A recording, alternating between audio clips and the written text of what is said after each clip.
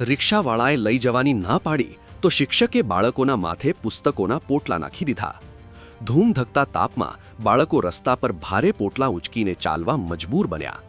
પટણાના 12 સબડિવિઝનમાંથી સામે આવેલી આ તસવીરો શિક્ષણ જગત માટે કલંક સમાન છે.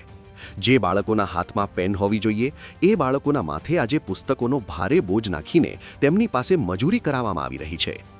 ધોરણ 5 અને 7માં ભણતા માસૂમ વિદ્યાર્થીઓને શાળાના જ શિક્ષકે મજૂરોની જેમ કામે લગાડી દીધા. બ્લોક ઓફિસથી શાળા સુધી પુસ્તકો લઈ જવા માટે રિક્ષા ચાલકે જ્યારે આનાકાની કરી ત્યારે જવાબદાર શિક્ષકે આભાર માસૂમ ભૂલકાઓના માથે નાખી દીધો. વિડીયો વાયરલ થયા બાદ હવે શિક્ષણ વિભાગ હરકતમાં આવ્યું છે અને બ્લોક એજ્યુકેશન ઓફિસર તપાસની વાતો કરી રહ્યા છે. પણ સવાલ એ છે કે શું આવી માનસિકતા ધરાવતા શિક્ષકો સામે કડક કાર્યવાહી થશે? શું બાળકોનું બાળપણ આવી રીતે જ મજૂરીના ભાર હેઠળ દબાતું રહેશે?